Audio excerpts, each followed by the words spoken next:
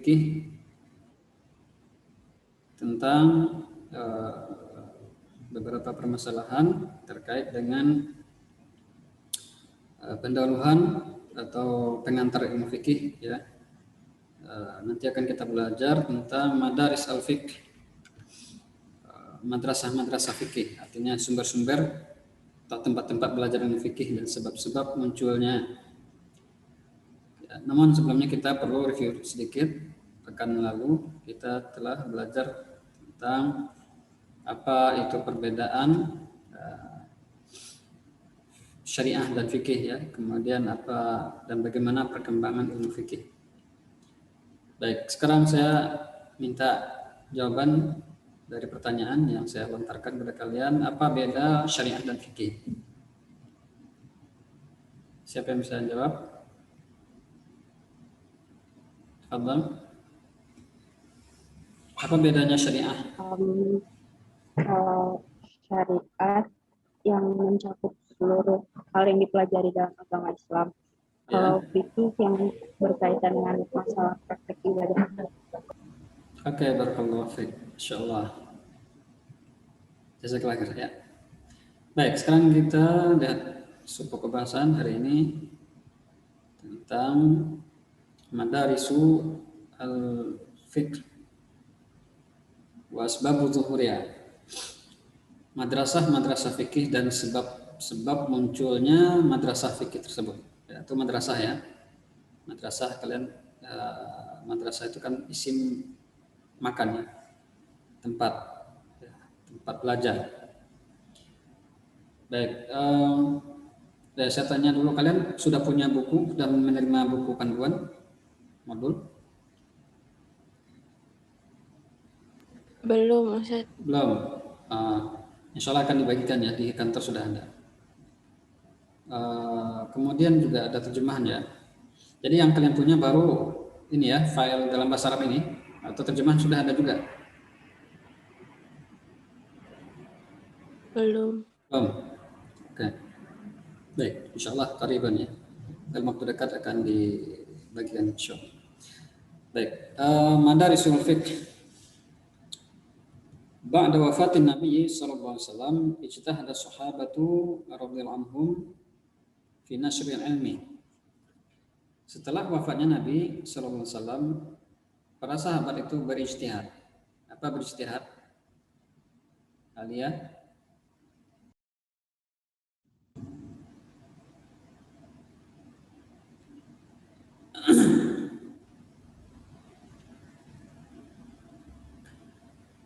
Baik. Setelah Nabi SAW wafat, itu para sahabat berijtihad, bersungguh-sungguh dalam mencari ilmu, fi nasril ilmi, dalam menyebarkan ilmu.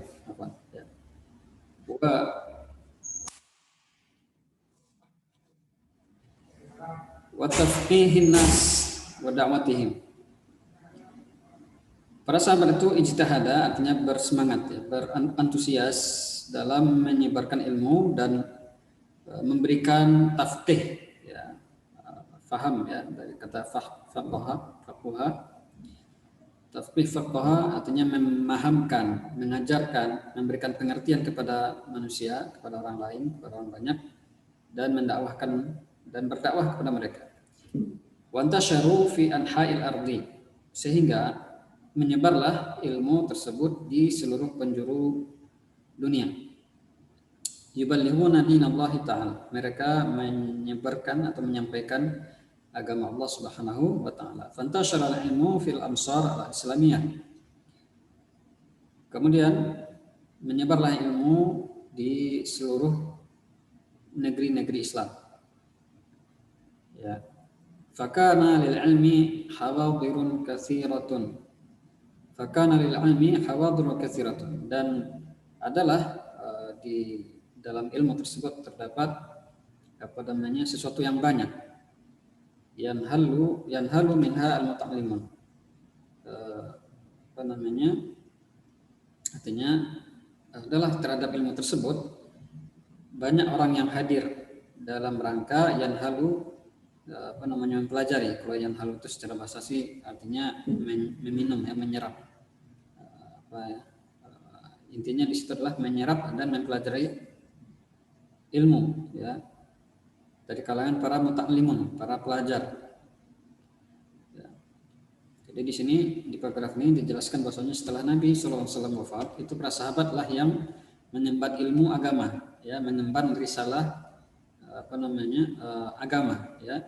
Setelah Nabi mengajarkan ilmu kepada para sahabat, maka sahabatlah yang mengemban ilmu tersebut dan mengajarkannya kepada manusia, kepada orang banyak, sehingga dengan perjuangan para sahabat tersebarlah ilmu, ya, ilmu agama, ilmu Islam ini, ya, sehingga ilmu yang diajarkan oleh para sahabat tersebut menjadi sumber tempat belajar, ya, agama bagi umat setelahnya, ya, yaitu para tabi'in, muridnya para sahabat, dan umat-umat setelahnya.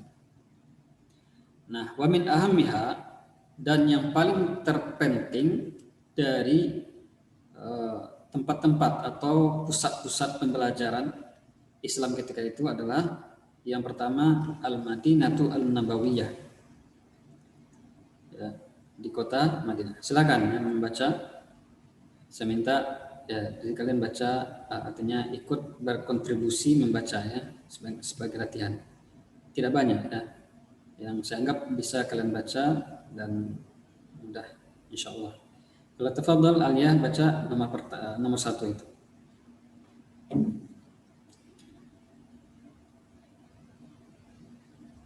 Silakan. Al-Madinatu An-Nabawiyatu.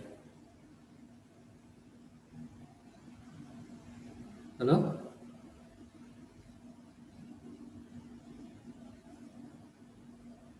Halo, suara saya terdengar tidak ya? Terdengar. Ya. Silakan Alia.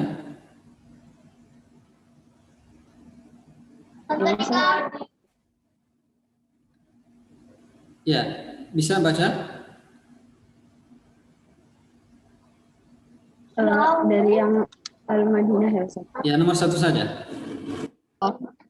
Satu Al-Madinah An-Nabawiyah wa fiha al-khulafa arba'ah wa Aisyah wa Abdullah bin Umar wa Zaid ibn Thabit wa ghairuhum radhiyallahu anhum. Nah, barakallahu fiik. Ya, yang pertama pusat pembelajaran ilmu fikih itu adalah di Madinah An-Nabawiyah, ya, kota Madinah. Tahu kan ya kota Madinah, tempat Nabi hijrah dari Mekkah, ya kan? Nah, di situ tokoh-tokohnya diantaranya adalah Al-Khulafa Al-Arba'ah. Nah, siapa khalifah yang 4 di situ yang masuk? Siapa khalifah yang 4 itu? Abdullah. Khalifah yang 4 setelah Nabi, yang menggantikan Nabi menjadi khalifah. Abu Hurairah, Umar bin Khattab, Utsman bin Affan, sama Ali bin Abi Thalib. Yang pertama bukan Abu Hurairah ya, tapi siapa? Abu Bakar. Ya, Abu Bakar.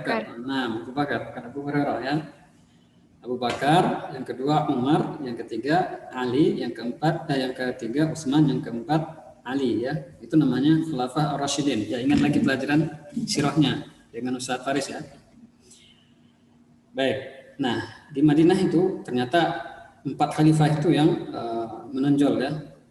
Yang punya basic, punya dasar ilmu fikih yang kuat. Kemudian Aisyah juga ya. Aisyah ini termasuk sahabiyah, wanita yang paling alim, ya, yang paling alim, yang paling mengerti dengan ilmu fikih. Kenapa? Karena beliau istri Nabi kan, jadi setiap peristiwa atau permasalahan-permasalahan keseharian itu kan Aisyah yang tahu dari Nabi kan, bagaimana Nabi mandinya, mandi besarnya, mandi Jumatnya, ya kan, bagaimana Nabi berwudu, bagaimana Nabi sholat, itu paling banyak Nabi Aisyah yang Aisyah dari kalangan para wanita sahabat itu beliau yang paling banyak mendapatkan informasi, mempelajari dari Nabi bagaimana cara masalah-masalah agama, ya, terutama fikih. Kemudian Abdullah bin Umar. Siapa Abdullah bin Umar itu? Abdullah anaknya Umar, berarti anaknya Umar bin Khattab ya, namanya Abdullah. Kemudian Zaid bin Thabit, ini sahabat yang mencatat mencatat wahyu ya. Ayo, siapa nih yang ahli dalam ilmu sirah Nabi? Belajar sama Ustaz Faris. Betul nggak Zaid bin Thabit itu pencatat wahyu? Baik, nanti kalian cari ya. Zaid bin Thabit, yang penting Zaid bin Thabit yang termasuk sahabat yang ahli dalam fikih ya. Kemudian Muhairihim dan ada selain mereka. Ini yang pertama ya. Jadi pusat pembelajaran ilmu fikih yang pertama itu Madinah. Karena Nabi di sana yang pertama kali Nabi bermajelis ya, menyebarkan pusat peradaban, pusat keilmuan Islam. Gitu. Oke, yang kedua sekarang, silakan baca Kaimita.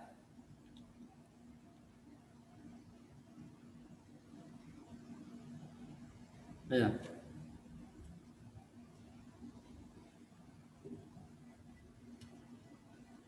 Silakan. Gampang, pendek itu. Ya. Iya Ustaz. Coba bacanya gimana? Aku yang mana ya Ustaz, saya tadi suaranya dia aku putus-putus terus jadi kurang jelas. Oh ya.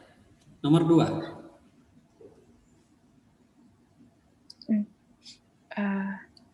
Maka Al-Mukarramah. Al-Mukarramah.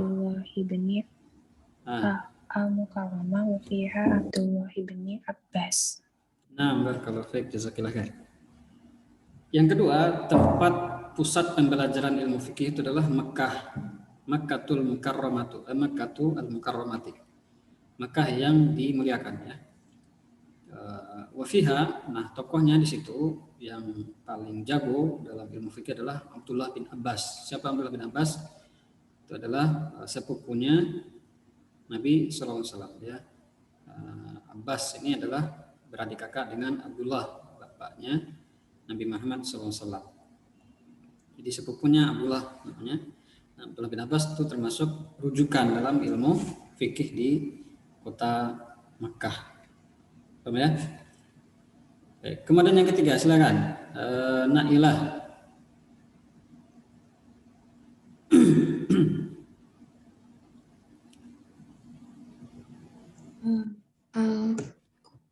Al-Kufah wa fiha Abdullah bin Mas'ud wa Abu Musa wa Salman radhiyallahu anhu.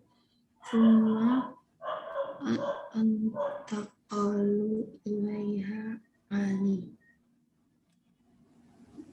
Nah, barakallahu fiik, jazakallahu khair. Yang ketiga, pusat pembelajaran ilmu fikih itu adalah di daerah Kufah. Di situ ada Abdullah bin Mas'ud ya. Jadi setelah Nabi meninggalkan para sahabat itu para menyebar ya seluruh penjuru dunia. Nah, di daerah Kufah itu tahu kalian di mana? Di daerah Irak ya. Nah, ada namanya kota Kufah di Irak itu. Nah, di situ tokoh fikih yang paling terkenal dan paling jago adalah Abdullah bin Mas'ud. Kemudian Abu Musa Al-Asy'ari ya. Kemudian Salman Al-Farisi radhiyallahu anhu. Tsumma intaqala ilaiha Aliun radhiyallahu anhu.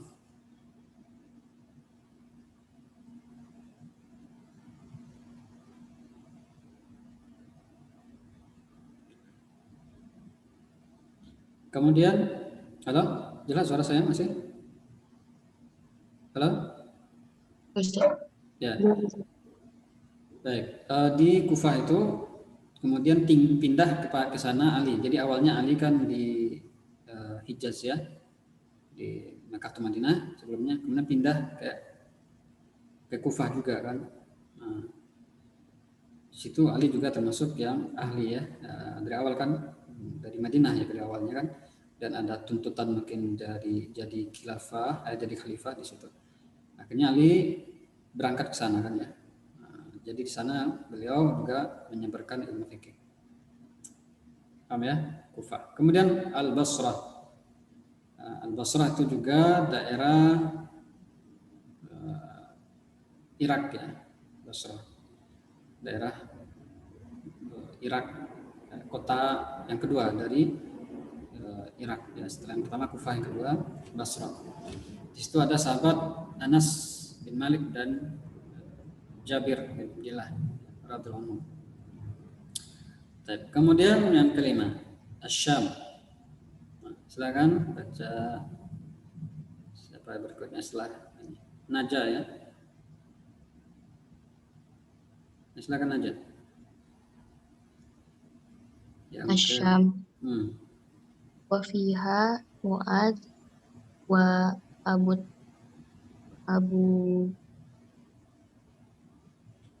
Darda wa Muawiyah radhiyallahu anhum. Nah, barakallahu fiik, jazakallahu khair. Asy-Syam. Tahu kalian Asy-Syam itu di mana? Syam itu daerah Suriah sekarang ya. Suriah, kemudian apalagi Yordania gitu ya. Dan beberapa daerah di arah sebelah utaranya Arab Saudi. Nah, di situ yang dikirim adalah Mu'ad ya, Mu'ad bin Jabal, Abu Darda dan Muawiyah. Ya. Baik, kemudian berikutnya Najmi. Yang ke-6 baca. Misal wa fiha Umar Amru bin Al-As wa ibnuhu Abdullah. Nah, barakallahu fiik, jazakallahu khair. Di Mesir ya. Mesir ini udah di benua apa ini? Benua Amerika. Apaan? Benua Afrika ya, lihat tuh. Mesir, fiha Amr bin As. Dan anaknya Abdullah bin Amr bin As. Ya, ini Mesir ya. Nah, di sini yang menjadi tokoh fikih itu adalah Abdullah Amr bin As. Lihat di sini petanya. Ini Saudi ya, Saudi Madinah, Makkah Madinah sini. Ini Kufah Basrah ya. Syam nih, bagian utara Saudi, Mesir. Ya. Kemudian ya ada 6 ya berarti ya, ada 6 kurang lebih pusat pembelajaran ilmu fikih ya di zaman para sahabat. Oke, paham sampai sini ya? Ada pertanyaan?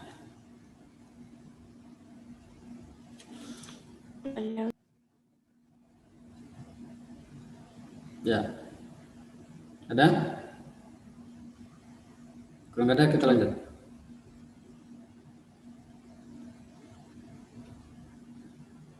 Baik, sekarang masuk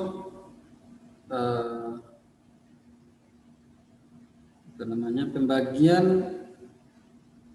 corak atau model ya pemikiran atau sistem dalam memahami fikih di sini ya. Wa fi awakhir al-qarn al-awwal al-hijri wa bidayatil qarn ats-tsani badat al-ara' al-fiqhiyah tattajihu nahwa takwini madrasataini kabiratain. Di akhir kurun